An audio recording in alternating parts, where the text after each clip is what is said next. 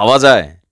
পালাবি কোথায়? কারণ পুরোটা দেশই মাটির নিচে মাকড়সার জালের মতন বিভিন্ন জায়গায় বিভিন্ন কিছু কিন্তু আমাদের বীররা বানায় রাখছে।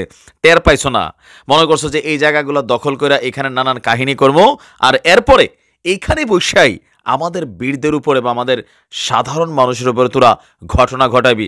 আর এখন থেকে তো ঘুমে হারাম হয়ে গেছে এদের। কারণ এই গা ওই যে যা এই ভূমির পরতে পরতে মাটির নিচে কোথায় যে আমাদের বীরদের কোন আস্তানা আছে, কোন বিল্ডিংয়ের নিচেতে যে মুখ আছে, এরা কিন্তু এতদিন বোঝে নাই।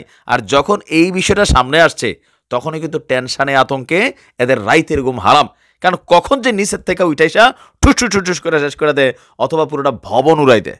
দর্শক, আপনারা জানেন যে আমাদের এই শহরটার ৭৫% উপরে জায়গা কিন্তু এরা দখলে নিয়েছে, ধ্বংস করে দিয়েছে।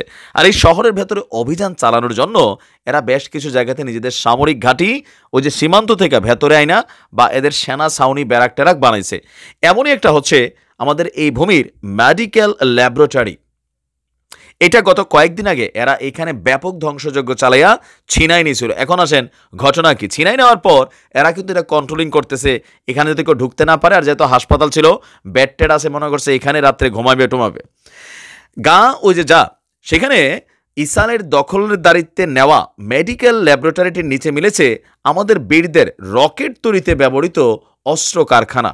আবার চিন্তা করেন সে তোরা কোন জায়গায় শিয়ারিসস। আচ্ছা, সেন্ট্রাল গা ওই যে যা স্ট্রিপের বিউরোজে এমন একটি বিবৃতি দিয়েছে ইসরায়েলি প্রতিরক্ষা বাহিনী। এক প্রতিবেদনে আরব নিউজ বলছে আপনার দাবির সপক্ষে একটা ভিডিও প্রকাশ করেছে দেশটির সামরিক বিভাগ আইডিএফ। এতে বলা হয় বীরদের আস্তানায় পাওয়া গেছে রকেট লঞ্চার, বিস্ফোরক, তারপর হচ্ছে গ্রেনেড, কার্টিস, রাইফেল এবং যোগাযোগের অত্যাধুনিক প্রযুক্তির ডিভাইস। এছাড়াও খান ইউনিসেও তারা অভিযানের একটি নতুন ভিডিও প্রকাশ করেছে। এদের দাবি এই আস্তানার নিচে এরকম হাসপাতালগুলোর বিভিন্ন জায়গায় আমাদের বীররা নানান ধরনের জিনিস বানায় রাখছে বা তাদের অস্ত্রের ঘাঁটি আছে।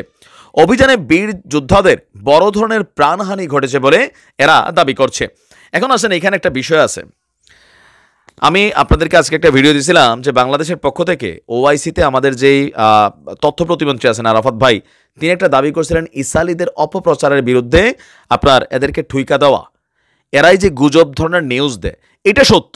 এটাকে বিবিসি, রয়টার্স বা আরও যেই সংস্থাগুলো আছে তারা সত্য বলেছেন। আমার কাছে এটার মোটামুটি সত্যই মনে হয়েছে।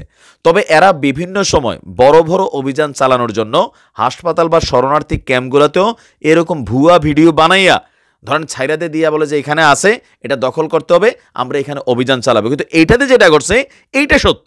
এইটা ওই রকম বড় কোনো হাসপাতাল না, ছোট্ট একটা মেডিকেল ল্যাবরেটরি, তো বুঝতেই পারছেন ওই রকম বড় কিছু না। তবে এগুলা থাকা দরকার আছে আমার মতে। কেন এই শহরটা নিচে 5 থেকে 6 হাজার কিলোমিটার জুড়া বীরদের যে বিশেষ টানেল তৈরি করা, এই টানেলগুলোর মুখগুলো কিন্তু অদৃশ্য মুখের মধ্যে আছে। এই যে ধরেন মেডিকেল ল্যাবরেটরির নিচে আছে, এরা এসে রাত্রে না ঘুমাইতো দখল টখল কইরা, এরপরে কেমনে কেমনে টের পাইছে যে এটার নিচে এখানে কোনো কিছু থাকতে পারে। তো এই ভয়টাও এদের জরুরি।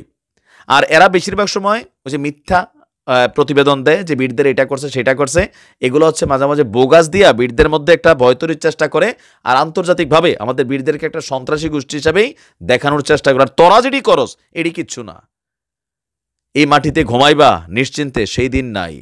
কখনো উপর থেকে কখনো নিচ থেকে কই থেকে যাই সে মারবে, সালা ঢুকবে এখানে মারবে, ওইখান দিয়ে টের পাবি। ভালো থাকেন, আসসালামু আলাইকুম।